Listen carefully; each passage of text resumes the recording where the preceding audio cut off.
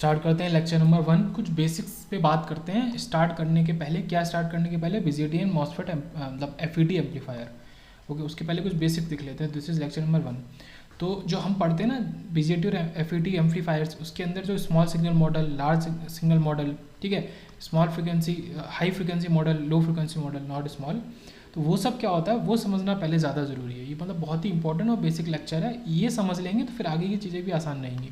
तो small signal model का कुछ ऐसा खास मतलब नहीं होता, सिंपल सा बस यही होता है कि जो हम उसमें वोल्टेज अप्लाई करते हैं वो हमारा काफ़ी स्मॉल होता है, मिली वोल्ट में।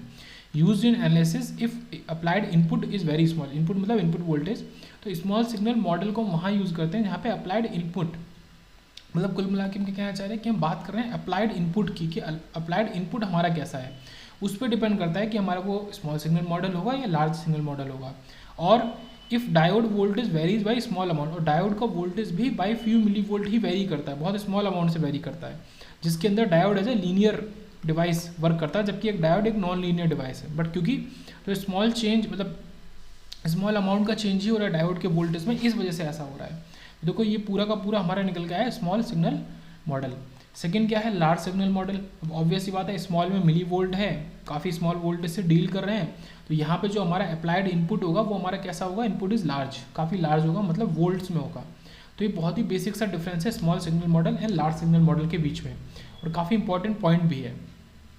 और उसके बाद आगे चलते हैं, अब इनको थोड़ा सा डिटेल में देखते हैं कि स्मॉल सिग्नल मॉडल जो हमारा होता है वो दो तरीके का हो सकता है, low frequency model and high frequency model हो सकता हो तो हमारा लार्ज सिग्नल मॉडल भी दो तरीके का है, बट अभी हम स्मॉल सिग्नल मॉडल की बात कर रहे हैं। तो low frequency model and high, उनके नाम से ही लो फ्रिक्वेंसी का मतलब है इफ़ इनपुट फ्रिक्वेंसी यूज, या फिर जो भी इनपुट फ्रिक्वेंसी यूज़ कर रहे हैं या फिर जो भी इनपुट फ्रिक्वेंसी है इज़ लो और मीडियम।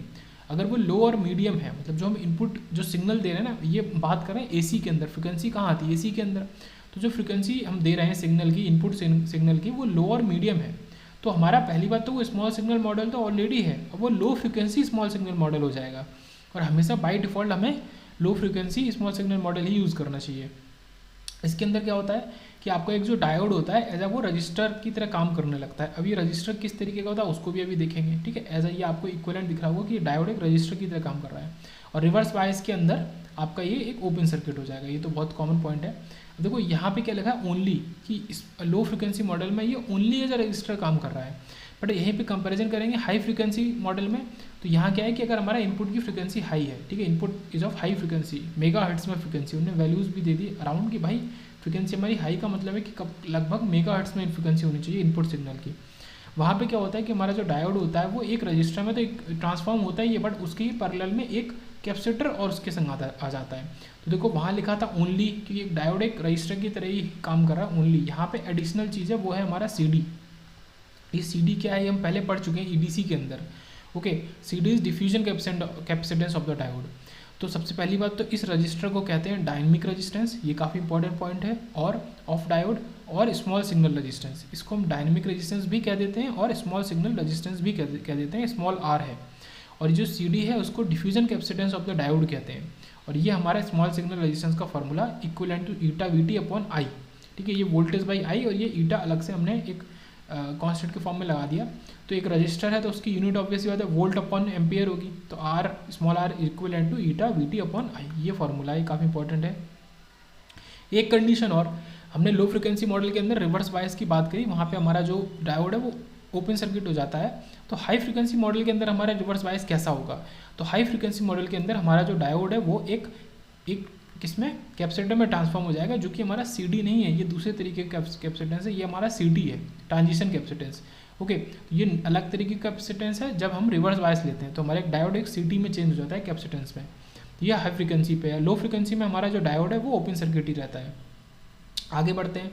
अब क्या है ना कि CD के फॉर्मूलेज भी अलग अलग हैं। टाउ P अपॉन R, ये CD का फार्मूला होता है for P plus N diode, मतलब अगर डोपिंग हमने N साइड में थोड़ा सा ज़्यादा कर दिया, या फिर टाउ N अपॉन R, अगर हमने क्या किया है कि डोपिंग थोड़ा सा N साइड में ज़्यादा कर दिया है तो ये टाउ N हो जाएगा।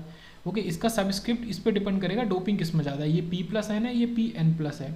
और ये जो CD है इसकी वैल्यूज़ भी इन्होंने अराउंड हमें बता दी। ये पहली बात तो CD कहाँ मिल रहा है हमें, हाई फ्रिक्वेंसी एनालिसिस में मिल रहा है, तो यहाँ पे ये पिकोफेरेड में होता है, मतलब काफ़ी स्मॉल वैल्यू होती है इसकी।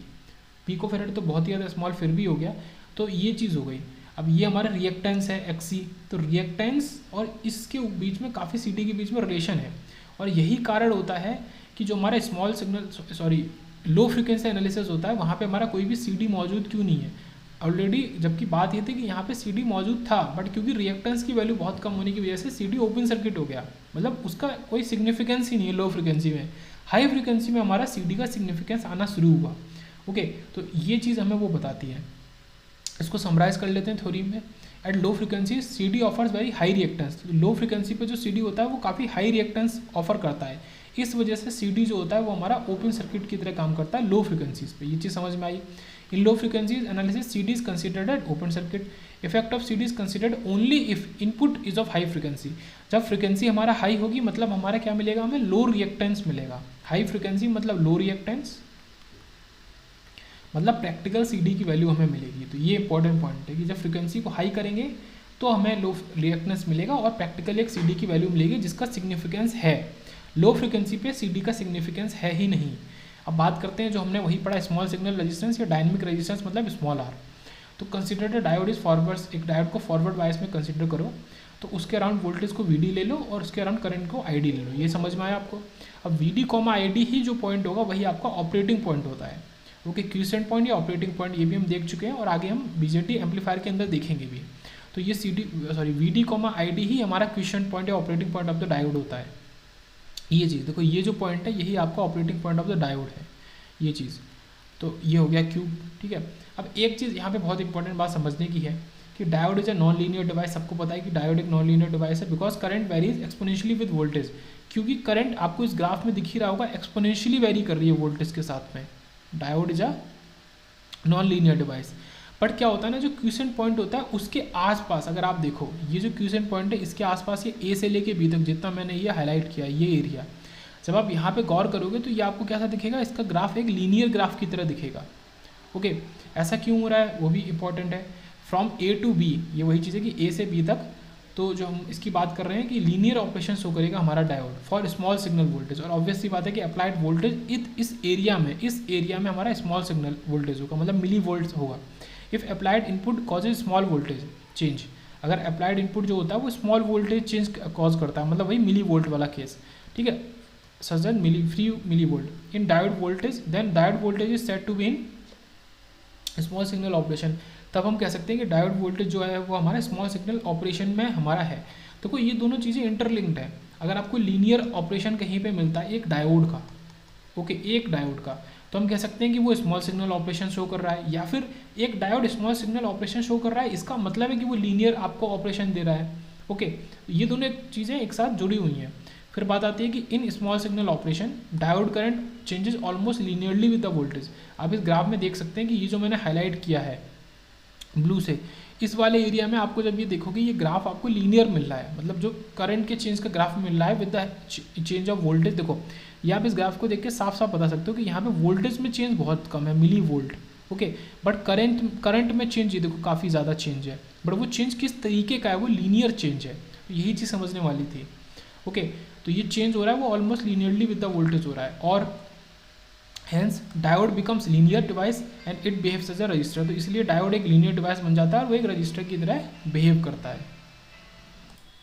तो आगे बढ़ते हैं, कुछ पॉइंट्स और देख लेते हैं। Resistance offered by the diode, ठीक है, जो रेजिस्टेंस वो ऑफर कर रहा है इन small signal model is called हमारा डायनेमिक रेजिस्टेंस। तो वही हम पहले भी देख चुके हैं, जो स्मॉल आर होता है वही हमारा डायनेमिक रेजिस्टेंस होता है। तो resistance offered by the diode, लेकिन कहाँ पे, स्मॉल सिग्नल ऑपरेशन में, उसको हम डायनेमिक रेजिस्टेंस कहते हैं, या फिर स्मॉल सिग्नल ऑपरेशन या स्मॉल सिग्नल रेजिस्टेंस भी कहते हैं, जिसका फॉर्मूला फिर से वही चीज़ हम पहले देख चुके हैं, ईटा वीटी अपॉन आई डी मतलब डायोड का करंट। फिर अभी तो हमने स्मॉल सिग्नल मॉडल देखा, अब हम देख लें जो हमारा वोल्ट्स वाला था, वोल्ट्स में लार्ज सिग्नल मॉडल। अब ये 3 तरीके का हो सकता है हमारा, 0th ऑर्डर मॉडल, ठीक है, फर्स्ट ऑर्डर मॉडल और हमारा सेकंड ऑर्डर मॉडल। तो ये 0th ऑर्डर मॉडल की बात करते हैं, तो यहाँ पे कुछ इस तरीके से आपको ग्राफ मिलता है लीनियर, कि जब हम नेगेटिव वोल्टेज की बात कर रहे हैं तो आपका करंट की वैल्यू 0 है, और जैसे ही वोल्टेज इस जगह पे पहुंचा एकदम करंट आपको बहुत ज़्यादा मिली। तो मतलब ये आइडियल डायोड है। नेगेटिव वोल्टेज मतलब वोल्टेज मान लो अप्लाई नहीं किया था, जैसे आप उसको कंडक्शन में करोगे तो फिर कंडक्शन होने लगेगा, ये शॉर्ट सर्किट हो जाएगा एक डायोड और वो कंडक्शन देने लगेगा आपको, एक आइडियल डायोड। ये 0th ऑर्डर मॉडल था। उसके बाद फर्स्ट ऑर्डर मॉडल में क्या है कि आप थोड़ी देर तक आपको करंट नहीं मिलेगी, वोल्टेज की वैल्यू पॉजिटिव भी दे दी पर आपको करंट नहीं मिली, पर एकदम से फिर करंट वैल्यू मिली, मतलब यहाँ पे ये कैसा वोल्टेज सप्लाई की तरह काम करने लगता है वी गामा, जो भी इसका कट इन वोल्टेज है। मतलब ये इसी की तरह मान लो काम करेगा, पर ये वोल्टेज देगा, बट कब देगा, जब कट इन वोल्टेज पे आप पहुंच जाओगे तब, मतलब 0.3 0.7 वोल्ट जो भी। तो ये आपका फर्स्ट ऑर्डर मॉडल है। लेकिन ये तीनों की तीनों कहाँ चल रहे हैं, जब आप वोल्ट्स में आप वोल्टेज को दे रहे हो, ठीक है, वोल्ट्स में, high frequency model, sorry large signal model. तो कुछ थोड़ा कन्फ्यूजन तो हो जाता है, 4 चीज़ें हैं, इसको थोड़ा सा देख लेते हैं। आपका स्मॉल सिग्नल और आपका लार्ज सिग्नल। अब स्मॉल सिग्नल के अंदर ही आपका क्या हो सकता है, लो फ्रिक्वेंसी और हाई फ्रिक्वेंसी, 2 तरीके का। और यहाँ पे भी आप फ्रिक्वेंसी लगाओगे, बट फ्रिक्वेंसी पे स्पेसिफिकली हम बात नहीं कर रहे हैं, यहाँ पे हम 0th order model, first order model और आपका सेकेंड ऑर्डर मॉडल की बात कर रहे हैं।